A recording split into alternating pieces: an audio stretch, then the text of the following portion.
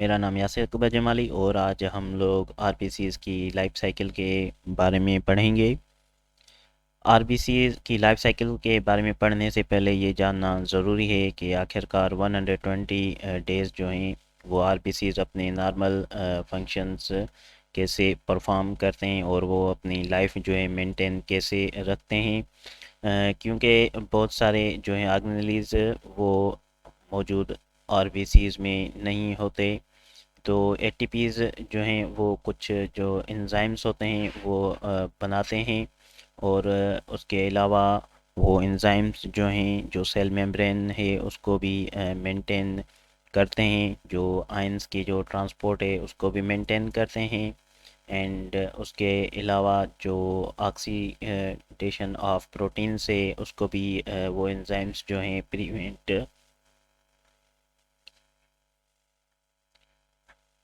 और उसके अलावा जो ऑक्सीडेशन ऑफ प्रोटीन है उसको भी जो है वो मेंटेन करना इन एंजाइम्स का ही काम होता है। फिर क्या होता है कि 100 जो हैं 20 डेज़ के बाद जो मेटाबॉलिक जो प्रोसेस हैं वो लेस जो हैं एक्टिव होना शुरू हो जाते हैं, जिसकी वजह से जो है सेल मेम्ब्रेन वो आरबीसीज़ की जो है वो वीक हो जाती है, कमज़ोर हो जाती है। फिर जब वो आरबीसीज़ जो हैं स्प्लिन से या जो टाइट जो हैं सर्कुलेशन हमारी बॉडी में वहाँ से गुज़रते हैं आरबीसीज़, तो फिर वो टूट जाते हैं। फिर जब वो टूट जाते हैं तो उनमें से फिर जो है हेमोग्लोबिन जो है रिलीज़ होती है।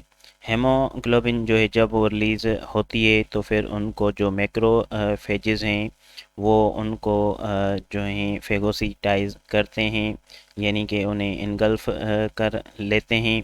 और मोस्टली वो जो मैक्रोफेजेस जो हैं वो मौजूद होते हैं, स्प्लीन हो गया, लीवर हो गया, यहाँ जो है रेड बोन मेरो। और फिर क्या होता है जब हेमोग्लोबिन जब फेगोसिटाइज जो है वो हो जाता है तो हेमोग्लोबिन जो है दो हिस्सों में तकसीम हो जाता है, एक ग्लोबिन में और दूसरा जो है हीम में।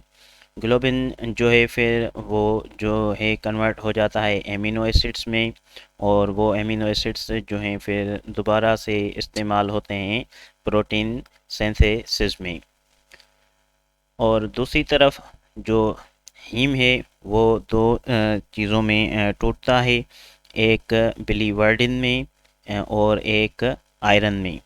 और आफ्टर जो है फिर वो आयरन जो है ब्लड में जब आता है तो फिर वो ट्रांसफेरन के साथ मिलकर जो है या तो वो फिर चला जाता है बोन मेरो में, जहाँ पे जाकर आरबीसीज बनाता है, या फिर वो जो आयरन है वो फेरिटिन की फॉर्म में जो है लीवर में स्टोर हो जाता है। फिर जब वक्त ज़रूरत पड़ने पर वो जो है फेरिटिन जो है अगेंस्ट आयरन में जो है कन्वर्ट होकर ट्रांसफेरिन की हेल्प से जाता है बोन मेरो में, एंड जाके वहाँ पे जो है फिर आरबीसीज की जो है फॉर्मेशन होती है। और दूसरी तरफ जो बिली वर्डिन है वो जो है बिली रूबिन में कन्वर्ट होता है, और जो बिली रूबिन है फिर वो स्टोर होता है लीवर में, और वो फिर जो है बाइल की सूरत में इस्तेमाल इंटेस्टाइन में आने के बाद जो है बैक्टीरिया की मदद से यूरोबिलिनोजिन में कन्वर्ट होता है। और उसके बाद फिर एस्टर को बाइलिन में, और ये एस्टर को जो बाइलिन है ये हमारे फेसेस को जो है नॉर्मल जो है कलर प्रोवाइड करता है। और उसके अलावा ये जो यूरोबिलिनोजिन है ये फिर किडनीज में यूरोबिलिन में जो है कन्वर्ट होकर यूरिन के जो है फिर ज़रिए बाहर एक्सक्रीट आउट हो जाता है।